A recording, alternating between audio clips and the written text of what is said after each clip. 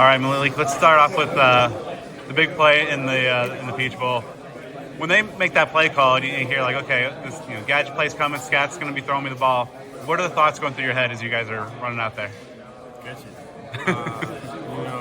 I just feel like ball in the air, do what I do since I've been doing since ninth grade. Like ball in the air, just catch it and run it in and touch it. How to feel to make that play in that huge moment and really, it's part of just a miraculous comeback. Yeah, it was special. I feel like it's been a long time coming. I feel like the team needed it and I needed it. I needed it for the team. So it was like vice versa. After that, it was just a spark that I had a flame. How did it feel to come out with a couple of huge plays in the postseason after taking the red shirt through the course of the regular season? It felt good. I wouldn't say that routine, but if you make a play for so long, it's kind of routine at that point. So just making the plays and the ball that comes to me. When you first joined the team in fall camp, seemed like you really were one of the impact players and covering the practices like day in day out. You're making some big plays. How difficult was the decision to ultimately take the red shirt and into last season?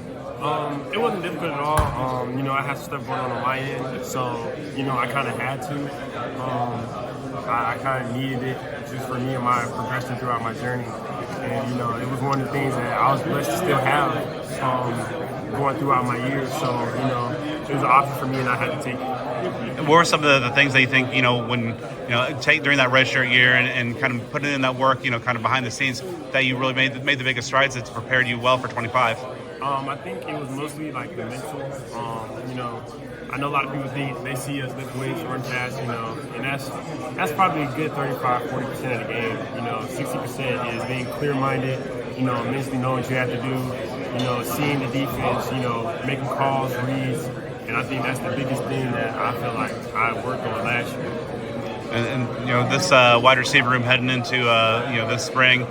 Some returning faces. Jordan, they're coming off a big year, but also a lot of new faces. What are some of the early impressions of this Sun Devil wide receiver group? I think we got some young scrappers, man. I feel like the guys we got are going to come in, and make a name for themselves. And, they work hard already. We just do workouts, but it ain't been easy. So you kind of see them in a high-pressured or environment, just by workouts.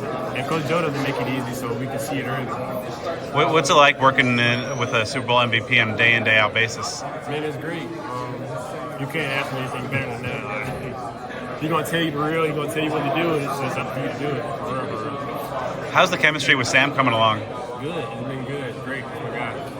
What are some of the things that he does from a quarterback and a leadership perspective that really kind of foster those relationships with the receivers? I think he's a hard worker, and I think that's the biggest thing in football.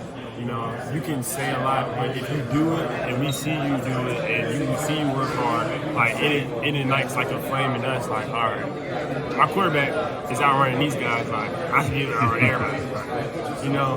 So I think him pushing himself to be the greatest he can be is also bringing up the whole room. What have you kind of worked on in the offseason? Everybody here since mentioned that all the Sun Devils love the extra work. So what kind of extra work have you been working on to try to maybe bring out new facets of your game? My releases. I think I want to be wide open. Like, I don't want to make any contested catches. That's my goal. Just be wide open. Like, why I see you wide open? That's the biggest thing. My route running, and my number one thing is probably just being mentally sound in the game, because it's a new playbook for me, and I pretty much learned it last year. So off season, I'm just mastering the playbook day in, day out, day in, day out. So yeah. As you've been focused on, did you feel like you were better with inside leverage, outside leverage, and just overall, is that kind of what you've been focusing on?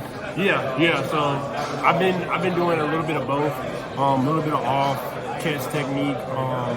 My freshman and sophomore year, I used to struggle with taller guys because I was always going against smaller people. So I was always the biggest guy in high school, so I didn't have to, I'm a guy who's 6'2" with me. I'm like, wow, like I've never seen this before. So, going against taller guys, I've been able to work my magic, use my strength, which my bigness, my size. So I'm just using my strengths, and my weakness is probably my quickness. So I've been working on that too with my feet. You've been preparing even more for the physicality of the Big 12. How confident you've kind of feeling yourself after a year? Oh, very.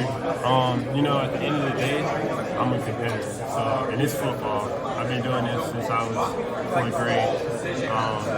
I think you got a really good chance to run the table with these guys, and you know, the team we got, I believe in them.